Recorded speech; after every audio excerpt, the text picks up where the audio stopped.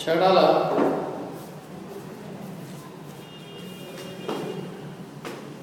Page number 72 page number 70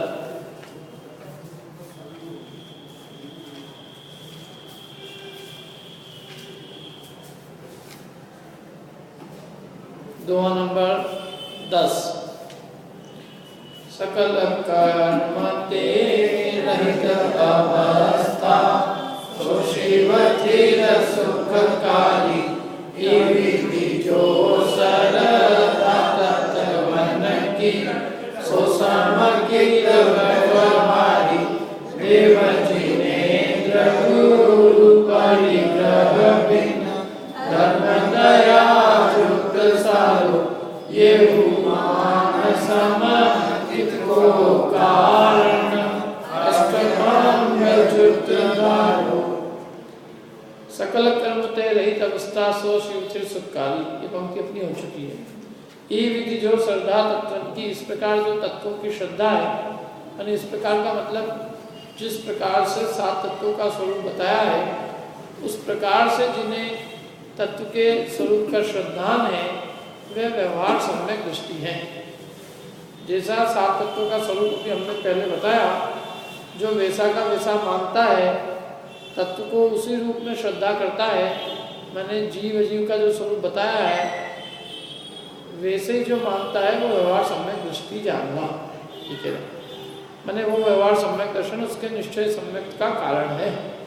यदि वो इस रूप में मानता है तो मैंने 7 तत्वों का जैसा स्वरूप हमने बताया वैसा, अपनी बुद्धि अनुसार नहीं, भूल रहित, बिना भूलों के, जैसा हम वस्तु स्वरूप पीछे बता के आए, ये जीव अजीव आश्रय बंध संवरण निद्रा मोक्ष तत्व का स्वरूप बताया ना पीछे, जीव का स्वरूप बताया, अजीव का, आश्रय का, बंध का, संवरण का, निर्जरा का, मोक्ष का, इन 7 तत्वों के यथार्थ स्वरूप का श्रद्धान करना, ये 7 तत्वों का जैसा स्वरूप है वैसे ही श्रद्धान करना, मैंने वैसे ही मानना, उसका नाम क्या है? व्यवहार सम्यक दर्शन। अब देखो आगे चलते हैं। देव जिनेन्द्र, तो देव का लक्षण कहा कि देव किसे कहते हैं? मैंने देव कौन? देव गुरु और धर्म, ये इस व्यवहार सम्यक दर्शन के कारण है। तो देव का लक्षण क्या है? तो देव हैं जिन्होंने इंद्रियों को जीत लिया है। देव जिनेन्द्र, मैंने देव तो जिनेन्द्र भगवान है, और गुरु परिग्रह बिन, गुरु कैसे हैं? परिग्रह रहित। और धर्म दयायुक्त सा, धर्म वो है जिसमें दया है। ये हूँ मान समकित को कारण, यही यदि सम्यक में कारण बनेंगे तो यही बनेंगे। माने इनका श्रद्धान होगा तो ही उसे व्यवहार सम्यक दर्शन होगा। यदि जिनेन्द्र देव के अलावा आदमी किसी को देव नहीं मानता, परिग्रह रहित जो है उन्हें जो गुरु मानता है, और धर्म उसी को स्वीकार करता है जहाँ दया का, जहाँ हिंसा का लेश भी नहीं है, जहाँ दया है। मैंने धर्म का लक्षण दया, गुरु का लक्षण परिग्रह रहितपना, और जिनेन्द्र का लक्षण, देव का लक्षण इंद्रियों को जीत लेना। देव जिनेन्द्र, जिन्होंने इंद्रियों को जीत लिया। अपन ने बात की थी पिछली बार, इसकी याद होता ध्यान है, इसकी भी थोड़ी चर्चा की थी अपन ने। देव जिनेन्द्र माने जिनेन्द्र जिन्होंने इंद्रियों को जीत लिया। जिन किसे कहते हैं? जिन के इंद्र वे जिनेन्द्र है। जिन किसे कहते हैं? जिन, जिन जो संज्ञा है वो चौथे गुणस्थान से चालू हो जाती है। चौथे गुणस्थान मूर्ति को भी जिन कहा जाता है। दृष्टि मैंने सम्यक दर्शन की अपेक्षा जिन है वो। छठे सातवें गुणस्थान वर्ती अविरति की अपेक्षा जिन है। उसके ऊपर 7वें गुणस्थान से ऊपर प्रमाद चला गया, उस अपेक्षा से जिन है। कषाय चली गई, कषाय से रहित हो गए, इसलिए उन्होंने मोर आग्रेश को जीत लिया, इसलिए जिन है। चारों घातिया कर्मों का अभाव हो गया, जैसे अनंत भगवान जिन है, और अनंत भगवान के भी ये यूँ कहें जो वास्तव में अनंत भगवान में भी जो प्रमुख है, जैसे तीर्थंकर देव, अनंत देव, वे जिनेंद्र है, जिनके इंद्र जिनेंद्र है, जिनों में भी जो प्रमुख है, माने चौथे गुणस्थान, पांचवें, छठे, सातवें, 10वें, इनके भी जो कौन है, इंद्र है। नहीं आया समझ में? अनंत को मतलब जिनेंद्र में अनंत मत लो, जिनेंद्र में तो अनंत लेंगे, जिन में अनंत नहीं लेंगे। जिन कहाँ से लगाओ अपन? चौथे से 12वें तक की जिन। गुणस्थान में जो इंद्र है सबसे टॉप में। नहीं इंद्र नहीं, इंद्र तो कहते हैं जो उनके प्रमुख है। तो जिनों के भी जो इंद्र है, जिन माने चतुर्थ गुणस्थान से ऊपर के सब जिन, मुनिराज भी जिन, जित मोही जिन, क्षीण मोही जिन, जिन्होंने मोह को जीत लिया है, मोह का क्षय कर दिया है, ऐसे सब जिन है। तो मोह को क्षीण कर दिया माने 12वें गुणस्थानवर्ती, मोह को जीत लिया 11वें गुणस्थानवर्ती, अथवा दर्शन मोह को जीत लिया, क्षय कर दिया, क्षय सम्यक दृष्टि, वे सब जिन कहलाते हैं। उन जिनों के जो इंद्र ऐसे अनंत भगवान में जिनेंद्र है। जिन में अपन अनंत मत लो, जिन में किनको ले अनंत के सिवा चौथे से लेकर चौथे से 12वें तक जिन्हें उनके इंद्र कौन है? जिनेंद्र भगवान। तो जेव तो वही है, जिनेंद्र भगवान। अपने भगवान में और अन्य के भगवान में क्या अंतर है कि जैनियों के भगवान जीतते तो हैं, लेकिन वे बाहर के शत्रुओं को नहीं जीतते, अपने भीतर के शत्रुओं को जीतते हैं। भीतर के शत्रु क्या है? अपने मोह राग द्वेष भाव। उन्होंने किसी बाहर किसी को नहीं जीता, उन्होंने अपने भीतर के मोह राग द्वेष भाव को जीता, इससे वे जिनेंद्र कहलाए। उन्होंने इंद्रियों की विषय वासना को जीता, इंद्रियों की अभिलाषाओं को जीता, इससे वे क्या कहलाए? जिनेंद्र कहलाए। इंद्रियों से व्यापार लेना बंद किया और इस प्रकार से उन्होंने इंद्रियों को जीता, अतीन्द्रिय ज्ञान सुख की प्राप्ति की, जितेंद्र कहलाए, जिनेंद्र कहलाए। तो वे जिनेंद्र भगवान वीतरागी सर्व के परमात्मा, वे ही हमारे सम्यक्ति के कारण हो सकते हैं, और कोई सम्यक्ति के कारण हो सकता नहीं। गुरु जो स्वयं परिग्रह रहित हो, तिल तुष मात्र संग नहीं जिनके, यानी तिल्ली का टुकड़ा जितना भी परिग्रह जिनके पास नहीं है, गुरु का लक्षण। निर्ग्रंथ, जिसके पास ग्रंथ माने कोई परिग्रह नहीं। और धर्म दया जुत्सार, धर्म कैसा है? जहाँ दया ही दया है, हिंसा का कहीं नामो निशान भी नहीं। ये हूँ मान माने सम्यक के कारण यही है। ये हूँ मान सम्यकित को कारण है जीव, तो सम्यक को कारण जो है इनको ही मानना, और अन्य कोई सम्यक के कारण नहीं।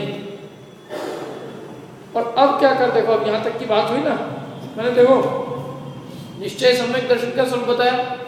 निश्चय सम्यक का कारण व्यवहार सम्यक दर्शन, 7 तत्वों की श्रद्धा। 7 तत्वों की भी श्रद्धा का कारण कौन? सच्चे देवशास्त्र गुरु की श्रद्धा। और सच्चे देव का लक्षण कौन? क्या?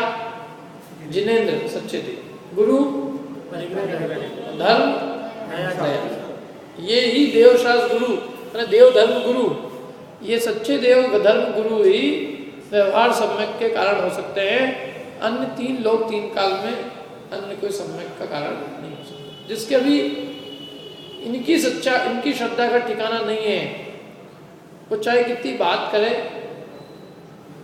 चाहे कितनी धर्म पाले, लेकिन उसके भी व्यवहार सम्यक भी नहीं। अभी जिसके अंदर इसकी शिथिलता है, मैंने जिनेंद्र देव के अलावा अन्य भी किसी को नमस्कार करता है, परिग्रह सहित वाले को भी नमस्कार करता है, धर्म उसको भी मानता है जहाँ हिंसा है, तो अभी उसके सच्चे देवगुरु धर्म का ही ठिकाना नहीं है, तो अभी उसके व्यवहार सम्यक भी नहीं है, निश्चय सम्यक तो भी बहुत दूर की। पहले ग्रहित मिथ्यात्व छूटता है और फिर अग्रहित मिथ्यात्व छूटता है। जिसके अभी ग्रहित मिथ्यात्व नहीं छूटा हो, उसके अग्रहित मिथ्यात्व छूटना भी बहुत दूर है। पहले जो बनना है उसका निर्णय तो पक्का हो, ठीक ठाक हो कि मुझे क्या बनना है, मेरा आदर्श क्या है, उस आदर्श बनने का मार्ग यथार्थ क्या है, और उसका प्ररूपण किस में आया है, क्या जो उसी को मानता है। मैंने जिनवाणी जिन धर्म उसकी श्रद्धा है, वीतरागता का निरूपण करने वाली जिनवाणी माँ है, और वीतरागी मार्ग पर चलने वाले गुरु है, और जो वीतरागी स्वयं है वे देव है। ये जिसको पक्का श्रद्धा है कि यही मेरा आदर्श है, तो वो उस आदर्श बन सकता है, मतलब स्वयं भी एक दिन आदर्श बनने की राह पर चल सकता है। जिसके अभी आदर्श का ठिकाना नहीं है, आदर्श ही गड़बड़ है, तो वो अभी स्वयं उस रूप बनने को समर्थ नहीं। ठीक है, तो यहाँ तक तो एक बात हुई। ये वो मान संकित को कारण, माने इन्हें तुम सम्यक के कारण जानना। अष्ट अंग जुत धारो, अब हे जीव तुम इस सम्यक को धारण करो 8 अंगों से सहित, माने 8 अंग युक्त, 8 अंगों से सहित इस सम्यक दर्शन को धारण करो। अब वो क्या है 8 अंग, आगे बताएंगे। अभी तो इतनी बात है, तुम अष्ट अंगों से युक्त सम्यक को हृदय में धारण करो। क्या होता है अंग और अंगी? अंगी होता है माने व्यक्ति स्वयं है वो अंगी, और अंग माने उसके शरीर के अव्यय। तो जिस प्रकार बिना अव्यय के अव्यय नहीं होता, उसी प्रकार बिना अंगों के सम्यक तो नहीं होता। यदि अंगहीन है तो वो सम्यक तो हीन है। यदि एक भी अंग से रहित है तो कहते हैं अभी सम्यक दर्शन नहीं है। जैसे नहीं मंत्रो अक्षर न्यूनो निहंति ही विश्वेदनाम, यदि कोई मंत्र एक भी अक्षर से रहित है तो वो विश्व की वेदना को दूर करने में समर्थ नहीं है। ऐसे ही न अंगहीनम अलम चेतुम दर्शनम जन्म संततिम, जो अंग से हीन है वो मल सहित है, वो दर्शनम जन्म संततिम माने वो जन्म मरण की संतति को छेदने में समर्थ नहीं। इसलिए हे जीव तुम इस सम्यक दर्शन को 8 अंग सहित धारण करो। अब इसमें क्या है देखो कि ये सम्यक के चिन्ह है वास्तव में। 8 अंग सहित धारण करो ये कहने की बात है। वास्तव में जो सम्यक दृष्टि होता है उसके 8 चिन्ह होते हैं। क्या?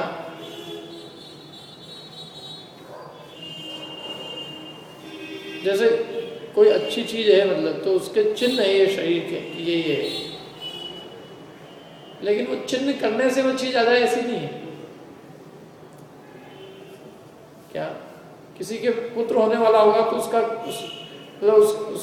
गर्भ वगैरह होगा तो उसके चिन्ह होंगे, लेकिन वो चिन्ह होवे कोई चिन्ह कर ले कि मेरा गर्भ हो जाए, तो चिन्ह से नहीं होगा। वो तो जिसके गर्भ होता है उसके चिन्ह होते हैं।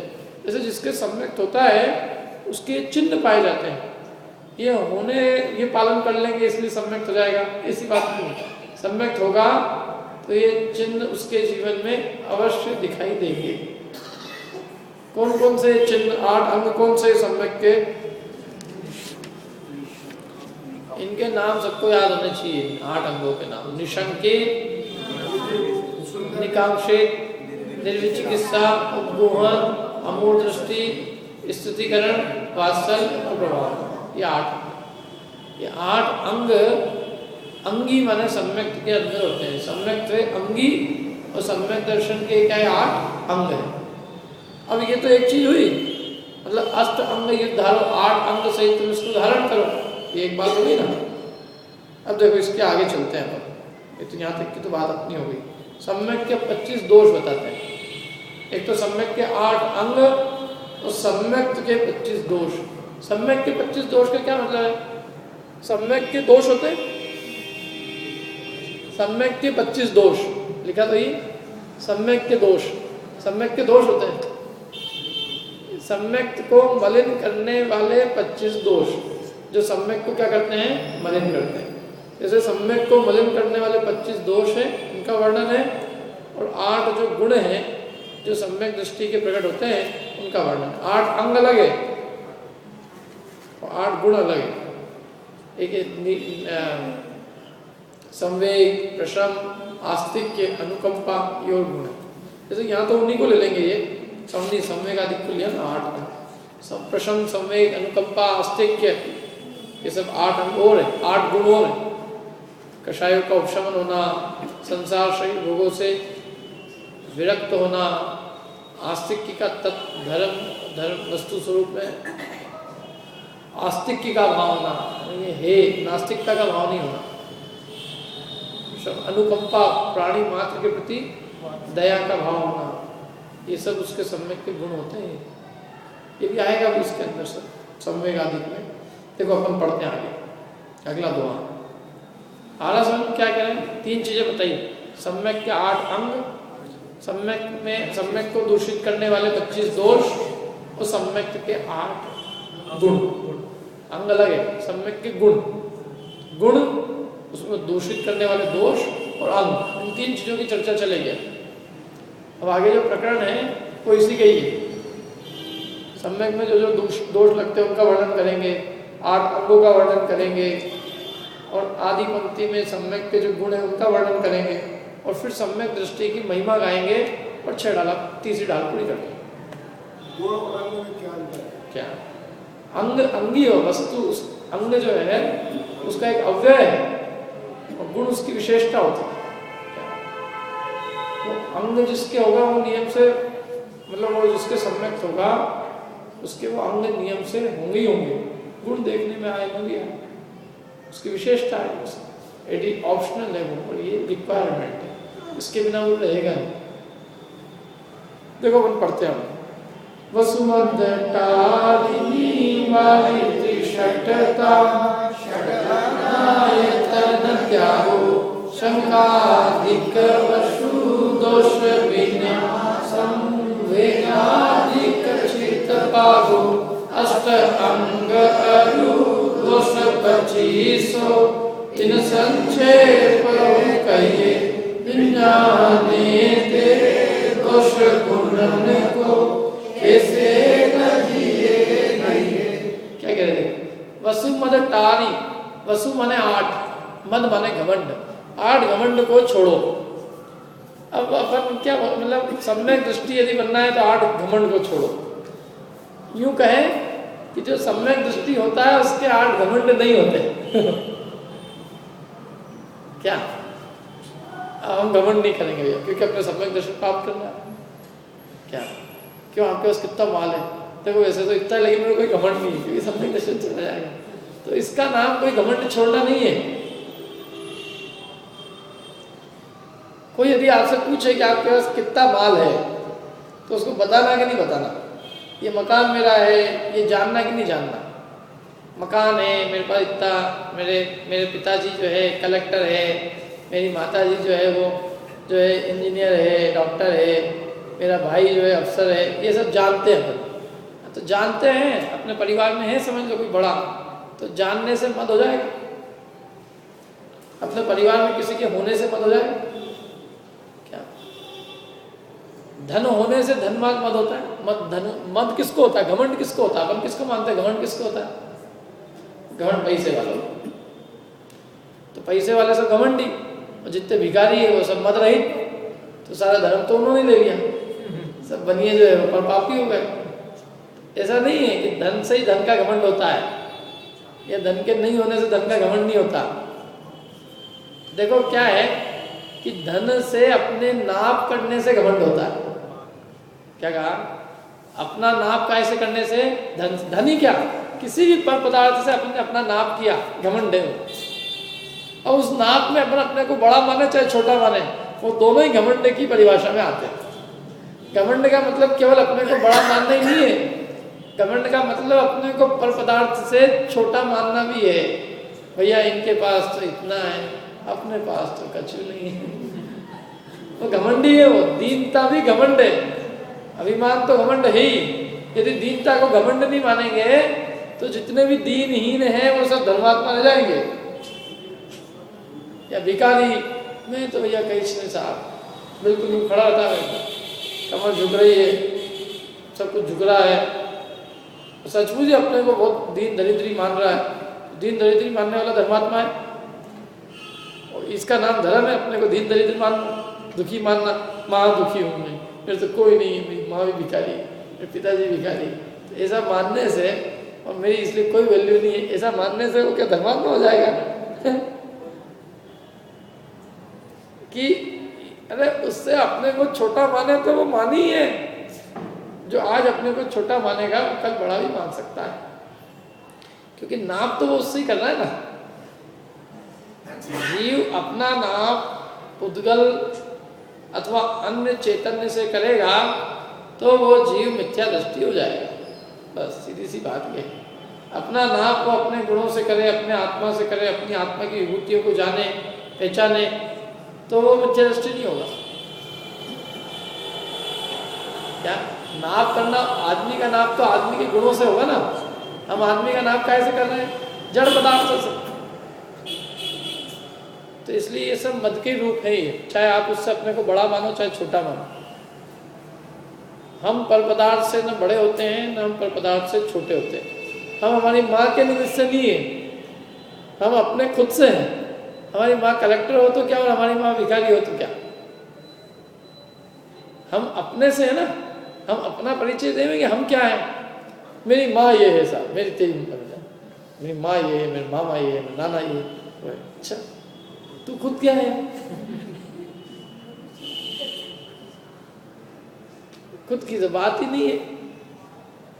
और फिर ये सब चीजें बहुत टेम्परेरी रहती है। ये जो मामा मामा मामा नाना करते रहते हैं, क्या इनका घमंड बहुत तुच्छ है, मतलब बिल्कुल क्षणभंगुर है। क्यों? सीधी सी बात है कि अभी यदि मामा जेल के अंदर हो जाएगा तो कह देगा अरे तो मैं दूर के थे, मतलब हमारे गांव के थे इसलिए हमको मामा कहते थे, हमारा उनसे कोई संबंध नहीं। कल तक तो तुम्हारे खास थे, आज क्या हो गया? मैं उनका आदमी, मतलब लोग बिहार के अंदर अपने आप को लालू का आदमी है। जैसे ही अंदर हुआ लोग मुझे क्यों तुम उनके आदमी? नहीं तो किसी का आदमी था ही नहीं। क्या तो कितनी देर लगी उसमें? किसी भी नेता के आदमी हो जाओ, नेता ही कुछ अंदर हो जाए तो क्या करे? मैं उसका आदमी, अब तेरे को भी अंदर करे, बता तू भी उसका आदमी है।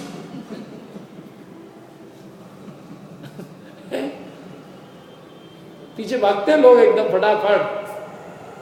इसलिए इस संसार के अंदर ये सब पर वस्तु के निमित्त से किया गया। मान जो है वो क्षणभंगुर है। क्यों? क्योंकि जरा सा उदय पलटने पर वो सब नष्ट हो जाता, धूमिल हो जाता है एक सेकंड। किस चीज का करें? अपनी वस्तु जो अपने से कभी नष्ट ना हो। अनंत ज्ञान, अनंत दर्शन, अनंत सुख, अनंत भी मेरा स्वभाव है। वो मेरा ही क्यों? सब जीव द्रव्य का स्वभाव। अपनी असली चीज को पहचाने कि जो चीज अपनी है ही नहीं, उसके निमित्त से अपने जबरदस्ती बड़ा छोटा मान मान के मरे जाए और जबरदस्ती अपने को बड़ा माने। दोनों ही दशाएं बेकार है। अपने बाजार अपन छोड़े और बाजार सकरा, अथवा अपन सकरे और बाजार छोड़ा, ये दोनों ही दशा जो है वो नॉर्मल अवस्थाएं नहीं है। इसलिए तुम अपने को किसी भी रूप में मानो, इनसे बड़ा है मानो या छोटा मानो। ये सब वस्तु तो पर वस्तु है। ये सब पुण्य पाप के उदय से प्राप्त होने वाली चीज है।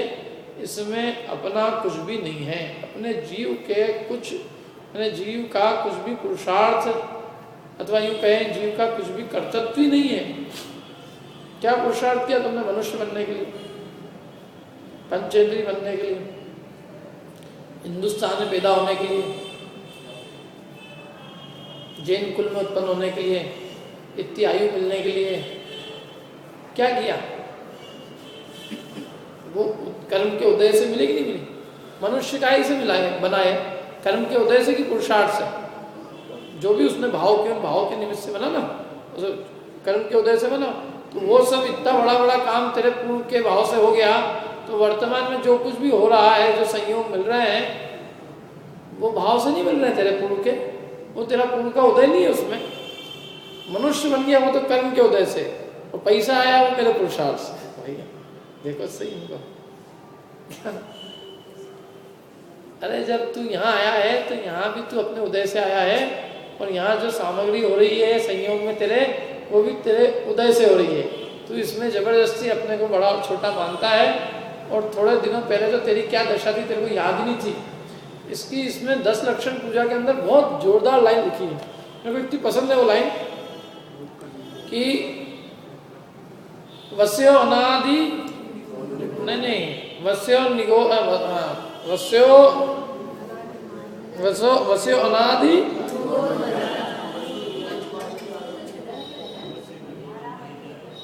देखो तो उत्तम मार्दव गुण मन आना, मान करन को कौन ठिकाना। वस्यो निगोद माहिते आया, वस्यो निगोद माहिते आया। कहाँ से आया हो तुम? आपको मेरी वैल्यू नहीं पता, मेरी क्या वैल्यू है। मैंने कहा हाँ, वैल्यू तो सबकी एक जैसी है। निगोद से आए आप, कहाँ से? निगोद से। और निगोद से आप आए तो आप क्या भाव बिकाए? दमड़ी रूंकन भाग बिकाया। दमड़ी माने चमड़ी, चमड़ी क्या भाव बिकी? रूंकन, रूंकन समझते ना? फ्री की आइटम। सब्जी जब अपन खरीदने जाते हैं तो यदि 50-75-100 रुपए की सब्जी खरीद ले तो भाई उसको फ्री में मिर्ची देती, ले जाओ मिर्ची। ज़्यादा मेहरबानी हो जाए तो 1-2 आलू और देती, ले लो। धनिया देती, ले लो धनिया। तो जब ये जीव धनिया की पर्याय में था तो फ्री में ही चला गया। और यहाँ बोलता है कि तुमको मेरी कीमत नहीं मालूम है। क्या कीमत है? मैं कितने की पार्टी हूँ। मैंने कहा तुम धनिया की पार्टी के हो क्या? 2 दिन के अंदर आया क्या आदमी मनुष्य क्या बन गया। तो जरा सा उसको सहन नहीं होती कोई बात, कदम कदम पर उसको गुस्सा आ जाता। मेरे को ऐसा कैसे बोल दिया, मेरे को ऐसा कैसे बोल दिया, मेरे मान का क्या हो गया, मेरा अभिमान का क्या हो गया, मेरे मान को ठेस पहुँच गई। अरे तेरे अस्तित्व को कोई स्वीकार करने को तैयार नहीं था।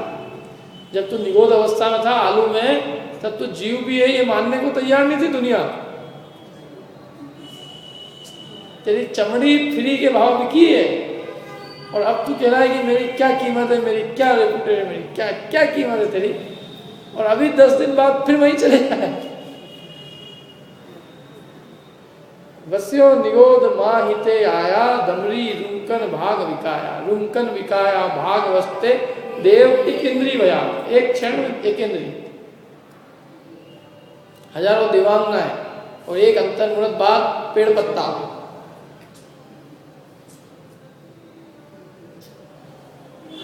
उत्तम हुआ चांडाल हुआ, यह बहुत अच्छा था। अच्छा है लोग चरणों में उसके नतमस्तक हो जाते, ऐसा उत्तम पुरुष क्षण भर में चांडाल हो जाए। भूप कीड़ों में गया, राजा कीड़ा बन गया, वो भी अपने मल के अंदर।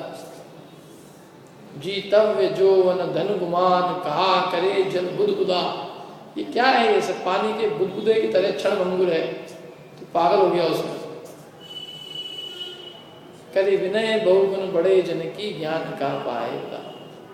बड़े जन की विनय कर, यदि ज्ञान का तेरे को उदय चाहिए तो।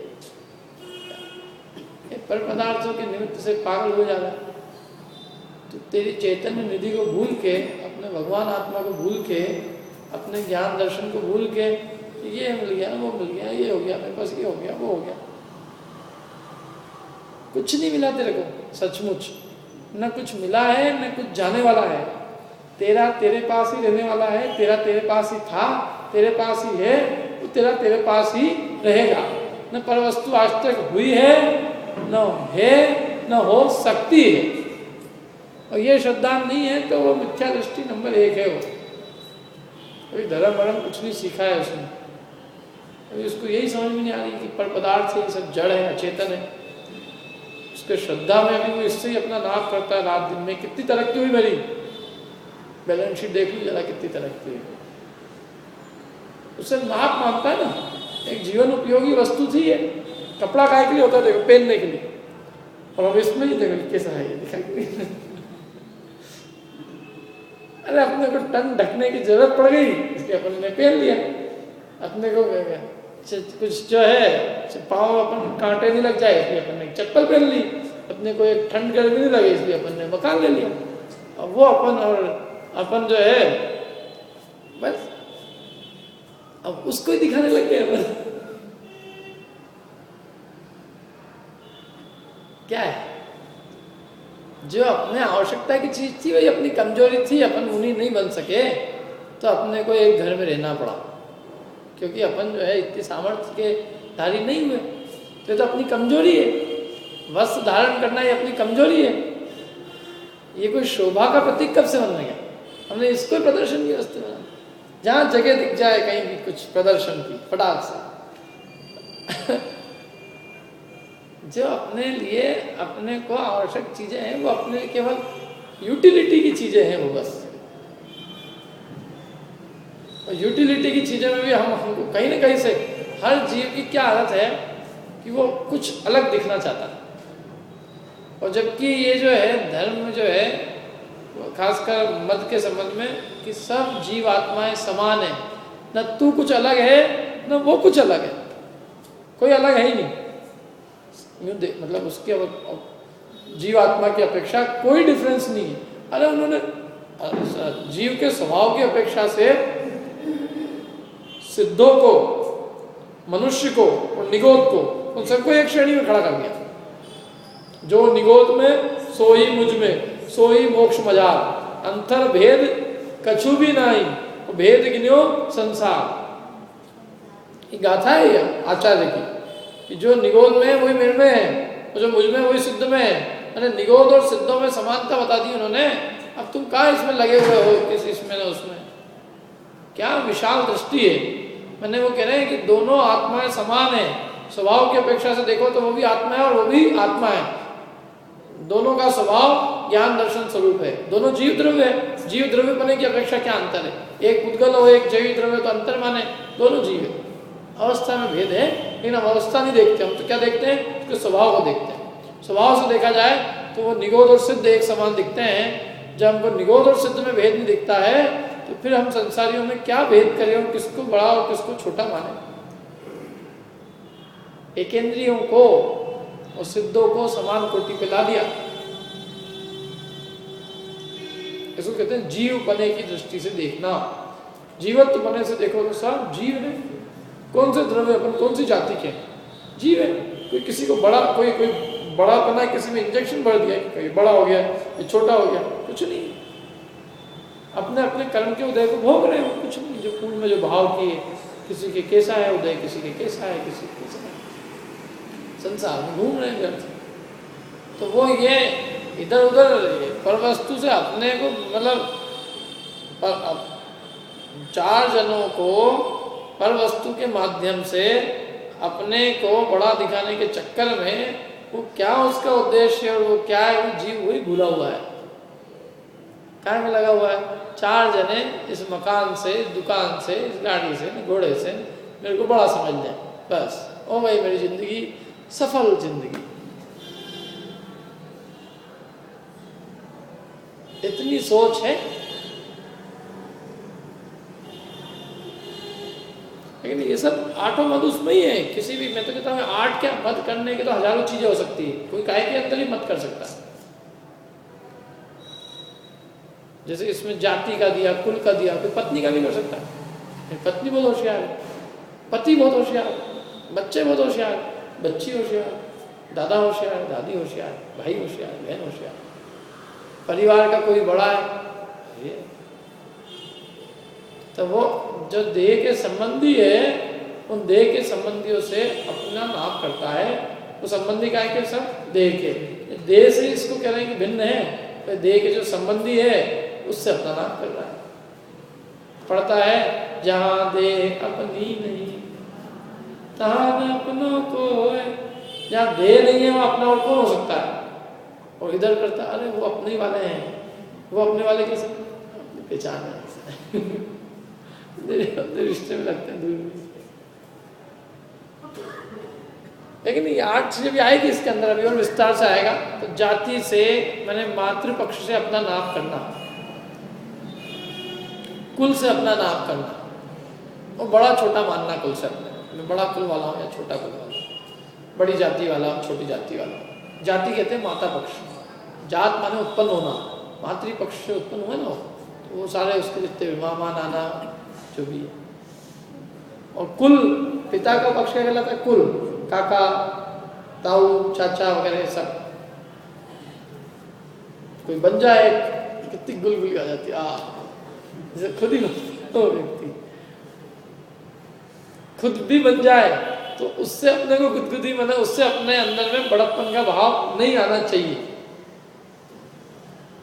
अरे देखो, ये तो कुछ भी चीज अपने को नहीं प्राप्त हुई अभी। इस मोक्ष मार्ग में तो अलौकिक रिद्धियां प्रकट होती है मुनिराजों के, अवधि ज्ञान, मन ज्ञान, क्या और भी जो रिद्धियां पढ़ते ना अपन, तो रिद्धियों में सांप का अपने देख ले, उस पर जहर चढ़ जाए, जहर उतर जाए, छोटा सा शरीर बना ले, बड़ा शरीर बना ले, द्वादशांग की रचना कर दे, द्वादशांग पूरा ज्ञान रहे और मतलब दूसरे के मन की बता दे, ऐसी ऐसी महान विद्या हो जाती मुनिराज की और 3 लोक के नाथ। परंतु इतना सा भी मद नहीं चढ़ता। क्या 3 कषाय चौकड़ी का अभाव, अनंतानुबंधी, अप्रत्याख्यान, प्रत्याख्यान, मैंने केवल 3 लोक के जीव पूजने आए तो भी उनको उससे कोई प्रयोजन नहीं रहता। इतनी वीतरागता अंतरंग में होती है। तो मोक्ष मार्ग के जीव को तो ये सब चीजें हुई, लेकिन इन चीजों में उसका लक्ष्य नहीं जाता। जिसको इन्हीं चीजों में फंसा रहता है वो कहाँ उसको मोक्ष ये सबसे सर्वोत्कृष्ट चीज है। धर्म वास्तव में सबसे उत्कृष्ट चीज है और धर्म की प्राप्ति जो है वो हल्के फुल्के लोगों को हो ही नहीं सकती। जिनकी बुद्धि में बहुत छोटी छोटी चीजें लगी हुई है, जिनको बहुत संसार की छोटी छोटी चीजों में जिनका रस लगा है, उलझा हुआ दिमाग, उनकी भाग्य में नहीं है वास्तव में।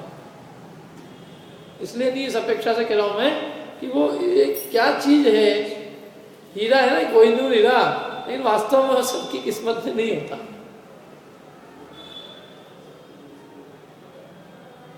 क्योंकि तो ऐसा पद है 3 लोक के जीव पूजे, लेकिन उसको पूजाने का भाव ना हो, उसको वो भाव ही नहीं, उसको तो क्या का भाव है, अपना जन्म मरण का अभाव, वीतरागता की प्राप्ति, अनंत सुख, मेरे को मेरा आत्मिक सुख की प्राप्ति हो। इसलिए वो इन सब चीजों के निमित्त से अपने को कुछ नहीं मानता, बड़ा मानता ना छोटा, दृष्टि नहीं है ना, लक्ष्य नहीं हो सो। तो ये 8 प्रकार के मत नहीं करता सम्यक दृष्टि, वसु मद टाल, निवारी त्रिषठता, 3 प्रकार की षठता, मूर्खता ही नहीं होती, मूर्ख नहीं होता वो। सम्यक दृष्टि मोक्ष जाएगा, वो षठ होगा, मूर्ख होगा। मूर्ख माने देव मूर्ता, गुरु मूर्ता, लोग कुछ भी कर रहे हैं, अपन भी करो। क्या लोग जिसमें मतलब लोग कई काम करते ना देखा देखी, तो ऐसा वो देखा देखी नहीं करता सम्यक दृष्टि। सम्यक दृष्टि जो कार्य करता है वो विवेक पूर्वक करता है। लोग मूर्ताएं नहीं होती। लोग में तो कितनी अज्ञानी जन ऐसी ऐसी मूर्खताएं करते हैं कि उसे पूछे मत, और धर्म मान के करते हैं उसमें। नदी में नहाने में, समुद्र में नहाने में, रेत की टीले लगाने में, क्या अग्नि में कूद जाने में धर्म हो जाता है, जोहर करने में धर्म मानते हैं। अपन पढ़े थे ना ये सब, गिरिपातो अग्निपातश्च लोक मूर्ताम, क्या आपका सागर स्नान, उच्च सिक्ताश्रम, गिरिपात सब है। आप ऊपर से गिरना, पर्वत से गिर पड़ना, पहाड़ से, धर्म हो रहा है उसमें।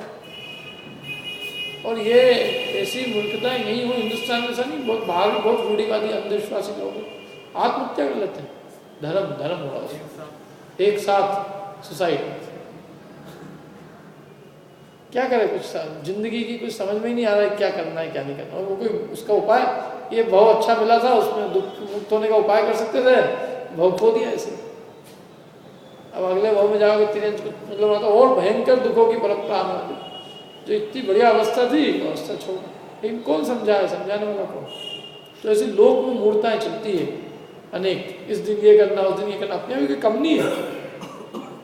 रोट तीज के दिन रोट खाना, अब समझ में नहीं आता मेरा धर्म का रोट खाने से क्या संबंध है।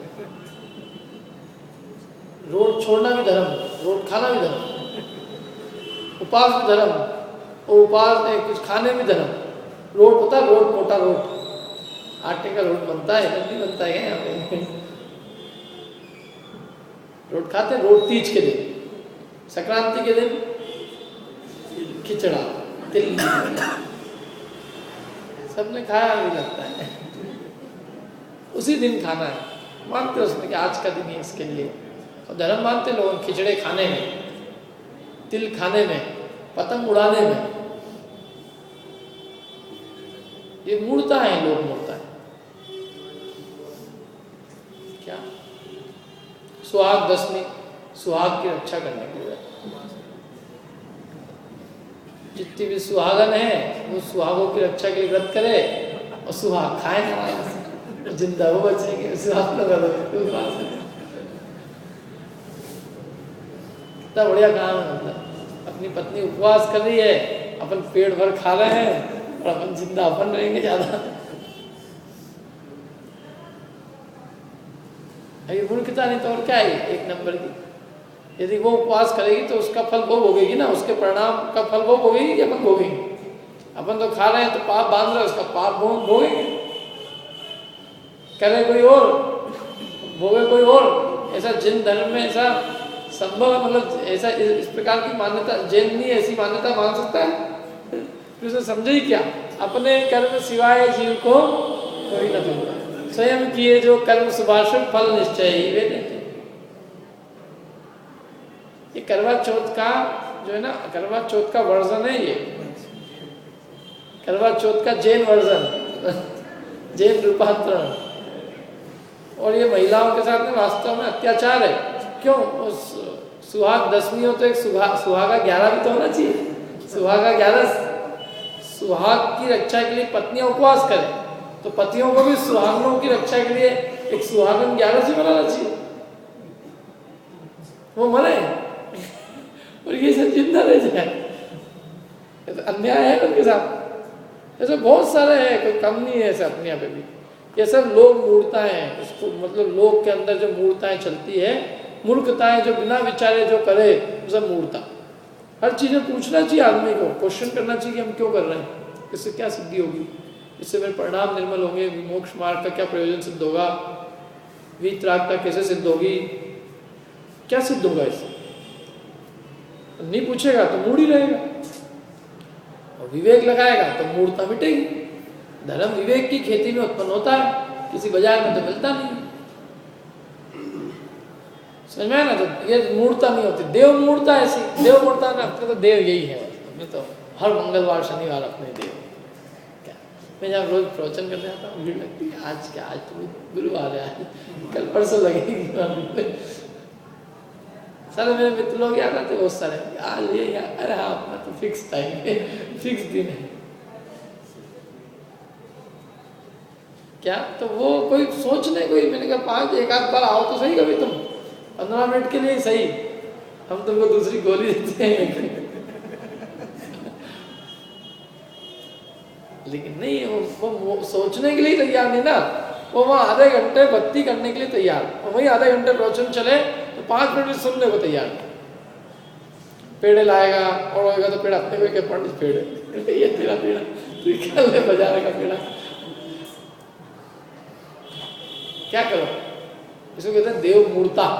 देव के संबंध में ये विचार नहीं कर रहे कि देव का स्वरूप कैसा होना चाहिए, देव कैसा होना चाहिए, अपना आदर्श कैसा होना चाहिए। तो गुरु मूर्ता, गुरु मूर्ता, गुरु का निर्णय नहीं करे स्वरूप का। तो ऐसे 3 प्रकार की मूर्ता है। 3 प्रकार की मूर्ता सम्यक दृष्टि को नहीं होती। कौन कौन सी? देव मूर्ता, गुरु मूर्ता, लोक मूर्ता। और ये मूर्ता होगी तो सम्यक दृष्टि नहीं होगी। ये सब इसलिए दोष कहेगा। वैसे तो सम्यक दृष्टि के होते नहीं, यूँ कहें जिसके ये होते हैं वो सम्यक दृष्टि नहीं होता, वो मिथ्या दृष्टि। अभी तो वो मिथ्या दृष्टि छोड़ के कालांतर सम्यक प्राप्त कर सकता है, लेकिन पहले मूर्ता छोड़नी पड़ेगी उसको। यदि मूर्ता नहीं छोड़ेगा वो, तो वो उसके सम्यक दर्शन होना मुश्किल है। और सम्यक दर्शन नहीं होना है तो उसके धर्म का प्रारंभ होना भी मुश्किल है, क्योंकि तो मोक्ष मार्ग की प्रथम सीढ़ी धर्म का प्रारंभिक दरवाजा है। इसके पहले अपन जो कुछ कर रहे हैं वो धर्म की प्राप्ति का पुरुषार्थ कर रहे हैं। धर्म की प्राप्ति सम्यक दर्शन से प्रारंभ होती है। तो ये हो गई वशु मद तारे निवारी त्रिशट 6 अनायतन, 6 अनायतन त्यागे। अनायतन माने जो आयतन नहीं है, स्थान नहीं है। कुदेव, गुरु, कुधर्म और उनके सेवक, ये स्थान नहीं है, ये धर्म के स्थान नहीं है, धर्म के स्थान। उस स्थान को भी सेवन नहीं करेगा। कई लोग शौकिया जाने लग जाते हैं इधर उधर के मंदिर। ये क्या करना शौक से भी?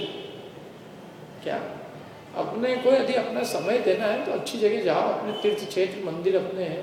अन्य मत में अन्य मत के मंदिर जाके क्या करना? उसकी कोई वासना, उसका कोई संस्कार भी अपने में क्यों उत्पन्न होने देना? कभी गए और कोई संस्कार उत्पन्न हो सकता है, कोई जाति की कोई चीज, कोई विषय भोग का संस्कार जागृत हो सकता है। और क्या देखना क्या है उसमें? कायदे से तो जाना भी नहीं चाहिए। तो पाप बंध का ही कारण है वो, पुण्य बंध का कारण तो बिल्कुल भी नहीं। देखने के लिए भी जाए तो। एक बार यदि ये कोई विषय भोग की वस्तु देखे वो इतनी खोटी नहीं है, क्योंकि वो तो मान ही रहा है कि ये तो वैसी है, और उससे सीखने की खोटी इतनी नहीं आएगी। लेकिन ये जो है अन्य कुदेव कुधर्म की वासना, वो ऐसी खतरनाक है कि वो जीव अच्छे उलझ जाते हैं उसके, इसलिए वो तो वो उनसे बिल्कुल दूर से त्यागी होता है सम्यक दृष्टि कुदेव कुधर्म। क्योंकि वो तो मानता है कि ये बेचारे जीव सब भोले जीव इसके चक्कर में उलझे हुए हैं, तो ये इससे कैसे निकले, वो उनको निकालने की सोचता है। वो खुद उसमें कैसे उलझेगा, वो खुद उसकी प्रशंसा आदि का भाव भी उसके चित्त में कैसे आएगा। क्या शराब है ना, शराब की दुकान, तो शराब की दुकान से अपन तो ये विचार करेंगे कि लोग बेचारे कैसे यहाँ से जो है छूटे, इनको ये लतें लगी हुई है, इनकी लतें कैसे दूर हो, और स्वयं तो हाथ किसी भी स्थिति में वहाँ नहीं जाएगा। क्या कभी अपन अपने को पैसे भी खुले कराना हो तो अपन सब जगह जा सकते हैं, लेकिन दारू वाला दुकान में नहीं जाएगा, जाएगा कोई नहीं जाएगा, और जाए तो वो वास्तव में गलत ही है क्योंकि यदि चले गए ना एक बार खुले भी कराने, और किसी ने देख लिया और पैसे ही ले रहे थे तुमसे, और दे रहे थे पैसे दे रहे थे तो मतलब क्या है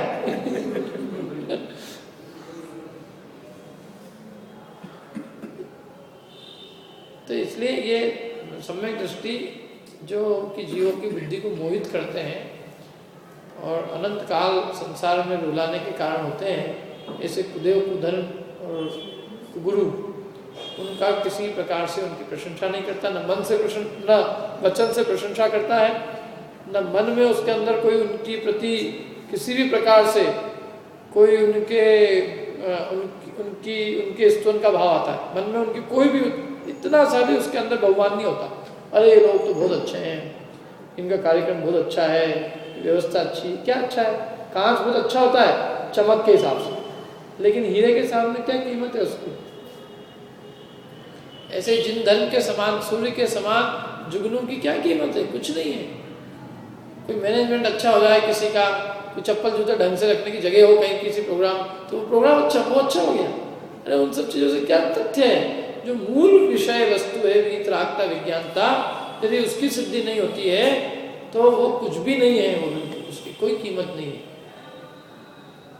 इन बाहर की चीज़ों से वस्तु की कीमत नहीं, वस्तु हमारा अनंत भव का अभाव हो, संसार में जन्म मरण का अभाव हो, वो हमारा लक्ष्य है। इन छोटी मोटी बातों से हम कैसे प्रशंसा करें, इनमें है ही क्या। आप पढ़ो भक्तामर्जी पाठ, भक्तामर्जी के पाठ में उसको कांच की उपमा दी है, कीचड़ की उपमा दी है, क्या क्या नहीं कहा उसमें। शोर मचाते जल से लादे हुए घनों से, तो क्या जरूरत क्या है पानी की, या यूं पानी खूब बरस चुका है, कीचड़ पैदा करेगा। मतलब इसकी क्या आवश्यकता है, जहाँ हे प्रभु जिसने आपके दर्शन कर लिए उसको सब कुछ, उसको भी ये अन्य जो है कांच वगैरह से क्या मतलब। जो छवि घोर तिमिर के नाशक रवि में है देखी जाती, वैसी ही क्या अतुल कांति नक्षत्रों में देखी जाती, क्या वो नक्षत्रों में वैसी चीज है। तो इसलिए वो इनके बिल्कुल कदापि उसके अंदर में इतना से भाव नहीं आता। कई बार आदमी कुछ अपने बोलने चलने में आता ना, तो इससे दोष लगता है, व्यर्थ में पाप बंद होता है। अरे आजकल सब जैनी पापी हो गए, या अपन तो चलो अपने यहाँ तक तो फिर भी ठीक है, लेकिन किसी अन्य मत में बोले अपन किसी अन्य के सामने सब पापी है जैनी, तो जैनी तो सब ऐसे, सब दुराचारी है, सब व्यसनी है, लेकिन तुम खुद भी तो जैनी हो, और दूसरे के सामने बोल के अपने मत की निंदा करने से क्या सिद्धि, व्यर्थ में। तो ये जैन वो सम्यक दृष्टि नहीं करता। और क्या नहीं करता, संकादिक षट अनायतन त्याग, माने 6 अनायतन का त्यागी होता है। कुदेव कुगुरु कुधर्म और उनके सेवक, इनकी न मन से प्रशंसा करता है न वचन से उनकी प्रशंसा उच्चारण करता है। और शंकाधिक वशु दोष बिनादि, शंकाधिक 8 दोष होते हैं, वो 8 दोष नहीं करता है। क्या शंकाधिक, शंका आदि बताया ना, जो निशंकित आदि जो 8 अंग है उनकी प्रतिपक्षी क्या है, 8 दोष। जैसे निशंकित का शंका, निकांक्षित का कांक्षा, निर्विचिकित्सा का विचिकित्सा, उपगोहन का अनुपगोहन, स्तुतिकरण का अस्तुतिकरण, वात्सल्य का अवात्सल्य, प्रभावना का अप्रभाव, जैसे 8 दोष है। ये शंकाधिक वसु, वसु माने 8, शंकादिक 8 दोषों के बिना संवेग आदि चित्त धारो। तो संवेग, अनुकंपा, प्रशम, वात्सल्य, इनको क्या करता है वो? आस्तिक, इनको हृदय में धारण करो। मैंने सम्यक्त में लगने वाले 25 दोषों का त्याग करो। कौन कौन से 25 दोष? 8 मद, जाति मद, कुल मद, धन मद, रूप मद, बल मद, ज्ञान मद, तप मद, ऐश्वर्य मद। 8 तो मद। 3 मूर्ता, कौन कौन सी? देव मूर्ता, गुरु मूर्ता, लोक मूर्ता। 6 और 8 और 3 11। 6 अनायतन, देव, गुरु, धर्म, उनके सेवक। कितने हो गए? 11 और 6 17। और 8 शंका अधिक दोष, 17 और 8 25। ये 25 दोष सम्यक दृष्टि जो है ये 25 दोषों को नहीं करता। करे तो सम्यक उसका क्या हो जाएगा? दूषित हो जाएगा, नष्ट हो जाएगा। और ये चीज नहीं लगाता।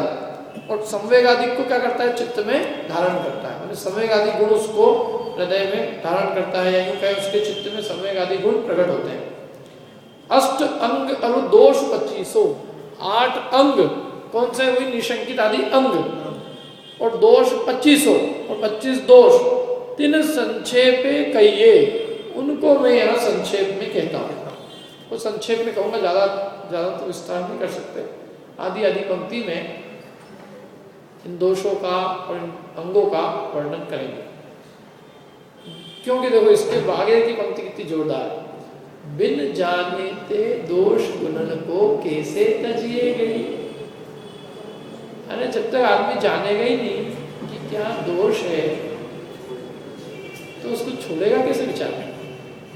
जब तक यही नहीं जानेगा कि क्या गुण है, किनको मुझे कौन से गुण होते हैं, गुण किसका नाम है, तो वो किसको ग्रहण करेगा?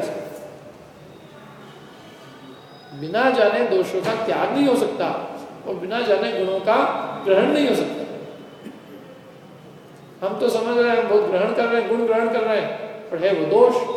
हम समझ रहे हैं कि हम दोष त्याग रहे हैं, हम गुण त्याग। तो सबसे पहले जाने गुण किसका नाम है। देखो संसार में भी एक नियम है, किसी भी आदमी को त्याग कराना हो तो उसका सबसे पहला रूल कि उस व्यक्ति को जिसका त्याग कराया जा रहा है उस वस्तु के दोष बताए जाए। ये नहीं नियम है तेरा, नियम ये नहीं, ये तरीका ही नहीं है वास्तव। क्या तुम नियम लो? मैं तो कहता हूँ किसी को नियम दिलवाने के पहले उसको बस उसके दोष बताए जाए। देखो बेटा ये है तो ये गड्ढा, गड्ढे में गिरने से उसके बाद में हाथ में फ्रैक्चर हो जाता है, ऐसा होता है। फिर भी गिरना हो तो कोई दिक्कत नहीं है वैसे। क्या तो ये वस्तु में ये दोष है, आपको फिर भी ग्रहण करना हो तो आप स्वतंत्र हो, लेकिन इसके दोष जान लो कि ये दोष है। और जिससे तुम्हें एलर्जी हो रही है वो भी देख लो उसके क्या क्या गुण हैं। यानी इसको छोड़ने से जो चीज़ प्राप्त होगी उसका ही विचार करो, और इसको ग्रहण करने से जो दिक्कतें आएंगी वो भी विचार कर लो। पहले विचार तो करो और फिर विचार करने के बाद में जो अपने को जचे वो करो। कोई भी चीज़, अब आलू छोड़ना है, आलू छोड़ना है, क्यों छोड़ू भैया मैं आलू तो राजा है सब्जियों का, तो क्यों छोड़ा जाए? उसके ऊपर पहले उतना उस पर ज़्यादा वजन होना चाहिए, बजाय कि उसके पीछे बढ़ जाए। अपन पीछे बढ़ने से काम नहीं होगा। उसको उसके दोष बताओ कि इसमें ये दोष है, इसमें अनंत जीव हैं और वो अनंत जीव होने से अपन ने इसके त्याग की बात कही। रात्रि भोजन मत करो, क्यों नहीं करें? क्या जीव तुम्हारा क्या जाएगा? अब कौन जीव दिख रहे हैं भाई? इसमें असंख्यात तरह जीव उत्पन्न होते हैं। रात को जीव उत्पत्ति होती है क्योंकि सूर्य नहीं रहता। क्या कोई भी चीज छुड़ाने के पहले आपको पहले उसके पूरे उसके जो कॉन्सिक्वेंसेस है, जो उसके दुर्गुण है, अवगुण है, वो सब उसका वर्णन करना होगा। अन्यथा वो व्यक्ति कभी छोड़ भी देगा बाल्य अवस्था में तो बड़ा होके पुनः उसको ग्रहण कर लेगा। इसलिए पाठशालाओं की जरूरत इसलिए होती है। कई चीजें बचपन में आदमी सीख लेता है, जान लेता है कि ये दोष है, दोषों से बच जाता है। जिनको नहीं मिलते वो संस्कार तो उनको लगता ही नहीं कुछ ये कोई दोष है। और फिर दूसरी बात, गुण है, गुण भी नहीं लगते। गुणों की मतलब गुण रूप ही नहीं भासते हैं। वीतरागता, विज्ञानता, सदाचार, नैतिकता, ये गुण है, ये अवगुण नहीं है। लेकिन उसने ये समझे हो बचपन में कि ये गुण है, वीतरागता गुण है, कषाय नहीं होना ये गुण है, तो उसको समझ में आएगा। और गुण क्यों है, ये गुण क्यों है? क्योंकि अपनी आत्मा को परम शांति प्रदान करते हैं। तो इसलिए ये कहते हैं कि ये 25 दोष भी हम तुमको छुड़ाए हैं, इसलिए पहले हम उनका वर्णन तो करें, क्योंकि हम वर्णन नहीं करेंगे 25 दोष छोड़ो छोड़ो छोड़ो, तो उसके क्या क्या दोष उत्पन्न होते हैं, उससे क्या क्या दिक्कतें आती हैं, इसलिए हम 25 दोषों का अच्छे विस्तार से पहले वर्णन करते हैं। और 8 वो जो गुण हैं उन गुणों का भी वर्णन करते हैं, क्योंकि तुम जानोगे ही नहीं तो हम कह रहे हैं दोष छोड़ो, लेकिन कैसे दोष लगते हैं, क्या होते हैं दोष, किस किस प्रकार से लगते हैं जानेंगे, और दोषों के से क्या क्या नुकसान तो छोड़ेंगे। जैसे उन गुणों को ग्रहण करने से क्या फायदे हैं, और गुण किस प्रकार से अंगीकार किए जाते हैं, ये जानेंगे तो ग्रहण करेंगे, इसलिए उसका वर्णन करना जरूरी है। ये सूत्र पंक्ति है, ये चल बिन जाने ते दोष गुणन को कैसे तजिए। कोई भी व्यक्ति कहे करना क्या उसमें, छोड़ दो, अरे छोड़ क्या दो, पहले उसके चित्त में छूटना चाहिए। चित्त की भूमि से यदि वो चीज नहीं छूटी है तो वो कभी भी ग्रहण हो सकती है। और चित्त की भूमि में यदि अच्छी चीज ग्रहण कर ली है, तो चित्त से ग्रहण की है, कोई 3 लोग की संपत्ति भी देने आ जाए उसको, वो कह देगा कि नहीं। क्यों? क्योंकि ये गुण है, बड़ी मुश्किल से प्राप्त हुआ है, और इस गुण के छोड़ने से मुझे ये नुकसान। जैसे जैन कुल में आपको एक उदाहरण देता हूँ। जैन कुल है तो व्यक्ति को यदि ये समझ में आए कि जैन कुल क्या नाम है, जिनवाणी जैन धर्म की क्या महिमा है, तो उसको जैन धर्म की मतलब जैन धर्म तो खुद नहीं छोड़ेगा, लेकिन कम से कम किसी जैन अजैनी से संबंध बनाने में उसको एक बार विचार करना पड़ता है। उसको यदि खुद को जैन धर्म की महिमा नहीं है तो उसको लगता है उसमें क्या है, रहते हैं साथ में, कोई के साथ रहना ही है तो इसके साथ रहना, उसके साथ रहना, इसके साथ रहना, इसके साथ, किसी के साथ रहना। उसको पता ही नहीं कि भाई जिस कुल में तो उत्पन्न हुआ है वो कुल कितना महान है, और वो उसके संस्कार, उसके मंत्र, क्या उसके देव शास्त्र गुरु, उसकी सारी प्रवृत्ति, वो सब कितनी डिफरेंट और कितनी गुणों से भरी हुई है, और वो उसको कांच मतलब उसको एक तुच्छ विषय भोग के लिए छोड़ देना कितना महापाप का कारण है। उसको समझ में आए। बच्चे को, हर बच्चे को जिन धर्म की महिमा का ज्ञान कराना हर माता पिता का कर्तव्य है। भले स्कूल की शिक्षा दे चाहे न दे, लेकिन उनको ये बात जरूर बताना चाहिए कि हम अपन जिस कुल में पैदा हुए हैं कितना दुर्लभ है, एक तो ये जैन कुल मिलना, और दूसरी बात इसमें कितनी अच्छी अच्छी बातें हैं, अच्छी बातों का परिचय कराए कि ये चीज़ नहीं है और कहीं नहीं है। अपने ही भगवान भोग नहीं करते हैं, बाकी तो सब दुनिया के कर रहे हैं। अपने ही गुरु परिग्रह रहित है, बाकी सबके परिग्रह लिए हैं। धर्म, दया का, हिंसा, अहिंसा का उद्देश्य यही है और दुनिया में कहीं नहीं है। और ये संस्कार तेरे को बचपन से मिले हैं। एक व्यक्ति ने मुझे कहा कि मैं जिससे शादी कर रहा हूँ ना, बोले मैं उसको जैन बना लूंगा। मैंने कहा तू खुद ही जैन नहीं रहा, तू क्या किसको जैन बनाएगा, तू खुद ही तो जैन बन नहीं पाया। तेरे को 25 साल से जिस माँ ने पिता ने संस्कार दिए तो भी तेरे में जैनत्व का संस्कार नहीं रहा, और तू कह रहा है जैन बना लूंगा। बेकार की बातें करना। समझ जैन धर्म क्या है, जिनवाणी क्या है, उसका कारण वो एक ही, बस बिना जाने कैसे समझेगा वो व्यक्ति। इसलिए कहा कि पूरा फोकस इस बात पे, भैया पहले समझो वस्तु स्वरूप क्या है, गुण किसका नाम है और दोष किसका नाम है। क्योंकि बिना गुणों को जाने हम गुणों को ग्रहण नहीं कर पाएंगे, और दोषों को दोष रूप नहीं जानेंगे तो उसको छोड़ नहीं पाएंगे। इसलिए पंक्ति कही। अब आगे ये वर्णन चलेगा। अब काय का वर्णन चलेगा, पहले तो 8 अंग का वर्णन है अगले दोहे में, फिर 8 अंग के बाद में 25 दोषों का वर्णन, और बस ये प्रकरण पूरा हो जाएगा।